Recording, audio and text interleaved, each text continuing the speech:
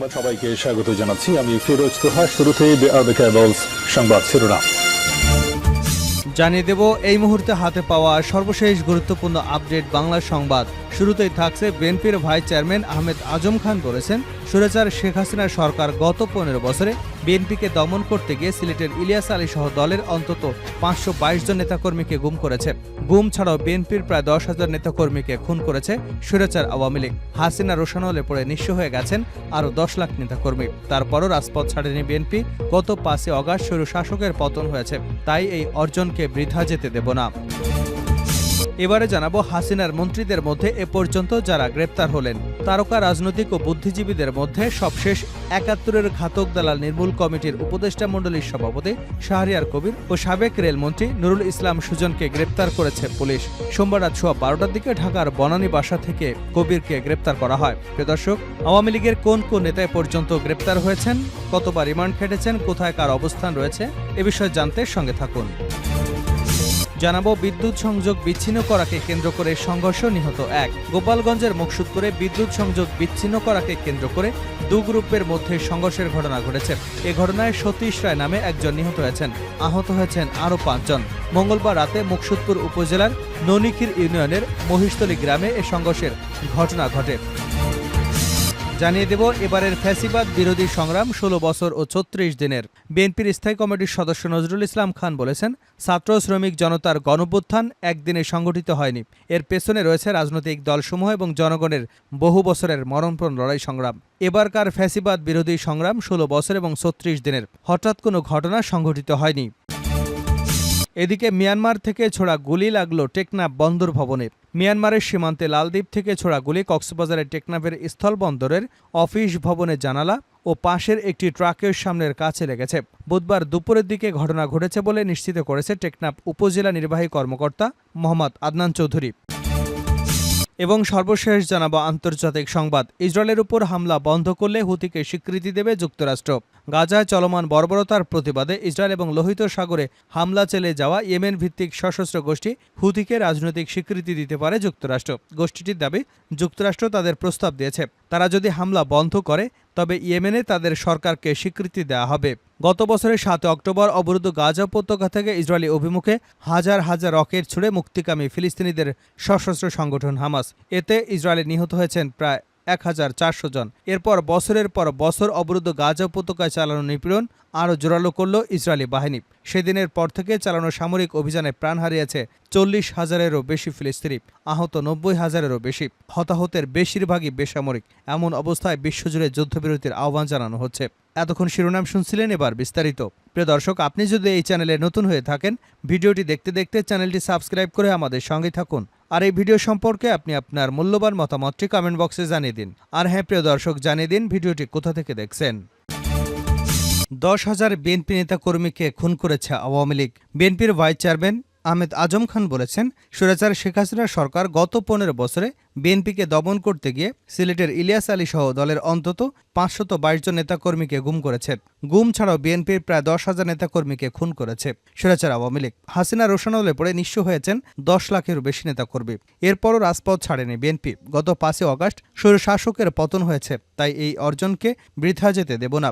মঙ্গলবার বিকেলে সিলেট বিভাগীয় বিএনপির উদ্যোগে সিলেট আলিয়া মাদ্রাসা মাঠে আয়োজিত সমাবেশে প্রধান অতিথির বক্তব্যে তিনি এসব কথা বলেন। আহমেদ আজম খান বলেন, নোবেল বিজয়ী ডক্টর মোহাম্মদ ইউনূস বাংলাদেশের অন্তর্বর্তী সরকারের কাণ্ডারি হয়েছেন। আমরা বিএনপি তাকে আখণ্ড সমর্থন জানিয়ে যাচ্ছি। এই সরকারের কাছে আমাদের একটাই কথা, ১৭ বছর রক্ত দিয়ে আন্দোলন করেছি। ছাত্র জনতার গণঅভ্যুত্থানের মাধ্যমে বিজয় অর্জিত হয়েছে।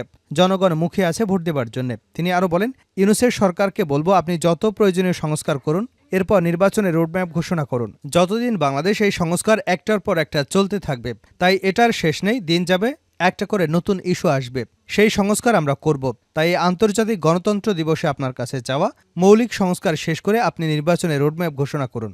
আমরা আপনার সেই রোডম্যাপ অনুযায়ী বাংলাদেশের মানুষকে নির্বাচনী কাফেলায় একত্রিত করব।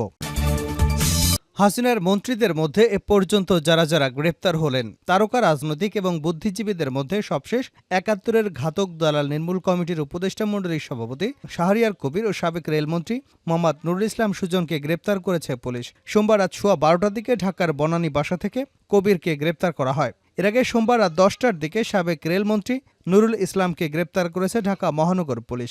ডিএমপির ওয়ারি বিভাগের উপকমিশনার মোহাম্মদ সালেহ উদ্দিনের বরাতে খবরগুলোতে বলা হয়েছে, শ্যামলীর বাংলাদেশ স্পেশালাইজড হাসপাতাল থেকে তাকে গ্রেপ্তার করা হয়েছে।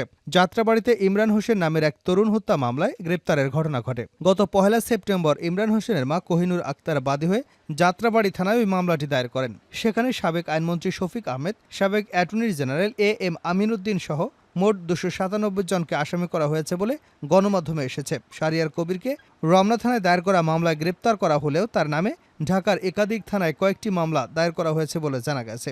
গত 20 অগাস্ট হেফাজতের যুগ্ম মহাসচিব মুফতি হারুন ইজাহার চৌধুরী আন্তর্জাতিক অপরাধ ট্রাইব্যুনালে 2013 সালে 5 মে মতিঝিলের শাপলা চত্বরে হেফাজতে ইসলামের সমাবেশে মানবতা বিরোধী অপরাধ ও গণহত্যার অভিযোগ দায়ের করেন। সেখানে সাবেক প্রধানমন্ত্রী শেখ হাসিনা সহ মোট 24 জনকে অভিযুক্ত করা হয়। সেই 24 জনের মধ্যে 71-এর ঘাতক দ্বারা নির্মূল কমিটির শাহরিয়ার কবিরের নামও রয়েছে।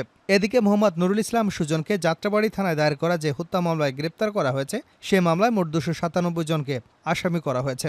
সেখানে সাবেক আইনমন্ত্রী শফিক আহমেদ, সাবেক অ্যাটর্নি জেনারেল এম আমিনউদ্দিন, সাবেক তথ্য প্রতিমন্ত্রী মোহাম্মদ আরাফাত, সাবেক মন্ত্রী তাজুল ইসলাম, সালমান এফ রহমান সহ সাবেক প্রধানমন্ত্রী শেখ হাসিনা, আওয়ামী লীগের সাধারণ সম্পাদক ওবায়দুল কাদের সহ অনেকের নাম রয়েছে।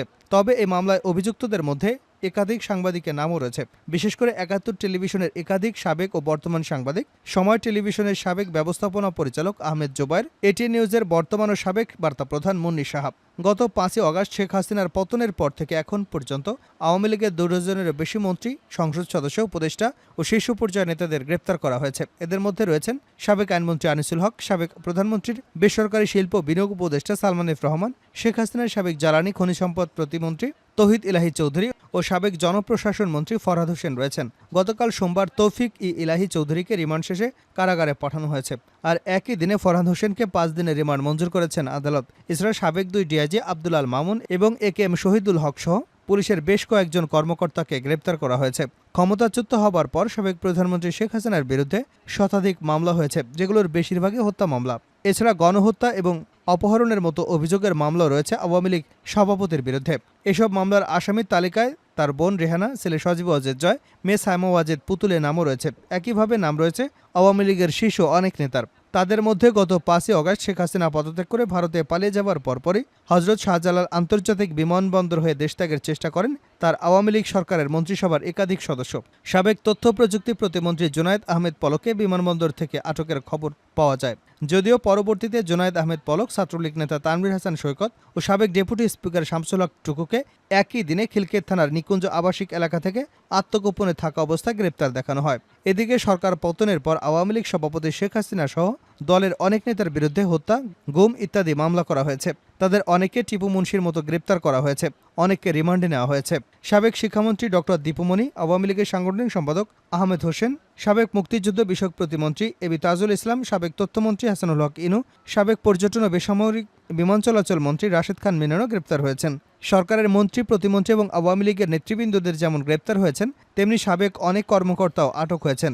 এদের মধ্যে অন্যতম আলোচিত সেনা কর্মকর্তা ন্যাশনাল টেলিকমিউনিকেশন মনিটরিং সেন্টারের মহাপরিচালক major general Ziaul Ahsan. 5 August সরকার পতনের পর তাকে চাকুরি থেকে অব্যাহতি দেওয়া হয়। সেই সঙ্গে চট্টগ্রাম বন্দরের সদ্য সাবেক chairman rear admiral Mohammad Sohail, যিনি একসময় র্যাবে কর্মরত ছিলেন, তাকেও আটক করা হয়েছে। তবে বাংলাদেশ কোটা বিরোধী আন্দোলনের সময় নিহতের ঘটনাকে ঘিরে যেভাবে আওয়ামী লীগ নেতাকর্মীকে গ্রেপ্তারের ঘটনা ঘটেছে, তার সমালোচনাও করেছেন অনেকেই। বিদ্যুৎ সংযোগ বিচ্ছিন্ন করাকে কেন্দ্র করে সংঘর্ষ, নিহত 1। গোপালগঞ্জের মুকসুদপুরে বিদ্যুৎ সংযোগ বিচ্ছিন্ন করাকে কেন্দ্র করে 2 গ্রুপের মধ্যে সংঘর্ষের ঘটনা ঘটেছে। এ ঘটনায় সতীশ রায় নামে একজন নিহত হয়েছেন, আহত হয়েছেন আরও 5 জন। মঙ্গলবার রাতে মুকসুদপুর উপজেলার ননিখির ইউনিয়নের মহিষতলী গ্রামে সংঘর্ষের ঘটনা ঘটে। নিহত সতীশ রায় 55, উপজেলার মহিষতলী গ্রামের শরৎ রায় ছেলে। মুকসুদপুর থানার ওসি মোস্তফা কামাল বিষয়টি নিশ্চিত করে বলেন, বিদ্যুৎ সংযোগ বিচ্ছিন্ন করাকে কেন্দ্র করে ওই গ্রামের সুদীপ মৌলিক এবং মিলন মণ্ডলের মধ্যে কথা কাটাকাটি হয়। এক পর্যায়ে 2 বংশের লোকজনের মধ্যে লাঠি সোঁটা নিয়ে সংঘর্ষ শুরু হয়। এ সময় একই গ্রামের সতীশ রায় সংঘর্ষ ঠেকাতে গেলে পেছন থেকে কেউ একজন তার মাথায় আঘাত করে তিনি মারাত্মক আহত হন। আহত অবস্থায় উদ্ধার করে মুকসুদপুর উপজেলা স্বাস্থ্য কমপ্লেক্সে নেওয়া হলে চিকিৎসক মৃত ঘোষণা করেন। তিনি বলেন, নিহতের লাশ উদ্ধার করে গোপালগঞ্জ সদর হাসপাতালের মর্গে পাঠানো হয়েছে। এ ঘটনায় মামলা করা হলে আইনি ব্যবস্থা গ্রহণ করা হবে। এবারের ফ্যাসিবাদ বিরোধী সংগ্রাম ১৬ বছর ও ৩৬ দিনে নজরুল ইসলাম। বিএনপির স্থায়ী কমিটির সদস্য নজরুল ইসলাম খান বলেছেন, ছাত্র শ্রমিক জনতার গণঅভ্যুত্থান একদিনে সংগঠিত হয়নি। এর পেছনে রয়েছে রাজনৈতিক দলসমূহ এবং জনগণের বহু বছরের মরণপর লড়াই সংগ্রাম। এবারকার ফ্যাসিবাদ বিরোধী সংগ্রাম ১৬ বছর ও ৩৬ দিনের হঠাৎ কোনো ঘটনা সংঘটিত হয়নি। বুধবার দুপুরে সেগুনবাগিচার ঢাকা রিপোর্টার্স ইউনিটিতে ছাত্র জনতার অভ্যুত্থানে বিপ্লবী ওয়ার্কার্স পার্টির ২ শহীদ বদিউজ্জামান ও আব্দুল লতিফ স্মরণে দলের উদ্যোগে রক্তভেজা গণঅভ্যুত্থান গণ আকাঙ্ক্ষার বাংলাদেশ শীর্ষক আলোচনা সভায় এসব কথা বলেন তিনি। নজরুল ইসলাম আরও বলেন, আমরা বর্তমান অন্তর্বর্তী সরকারকে সহযোগিতা করতে চাই, কিন্তু সরকারকে তাদের ক্ষমতা এবং এখতিয়ার সম্পর্কে সচেতন থাকতে হবে। আশা করি রাজনৈতিক দল এবং জনগণকে আস্থায় নিয়ে সরকার সফল হবে। বিশিষ্ট সাংবাদিক লেখক সোহরাব হোসেন বলেন, অতীতে কয়েকবার স্বৈরতন্ত্রের পতন হয়েছে, কিন্তু গণতন্ত্র আসেনি, জনগণের মুক্তি হয়নি। এবার সবাইকে জনগণের অধিকার প্রতিষ্ঠায় শেষ পর্যন্ত ঐক্যবদ্ধ থাকতে হবে।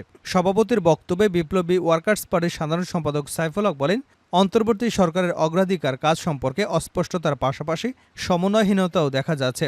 আত্মবিশ্বাসের ঘাটতি পরিলক্ষিত হচ্ছে।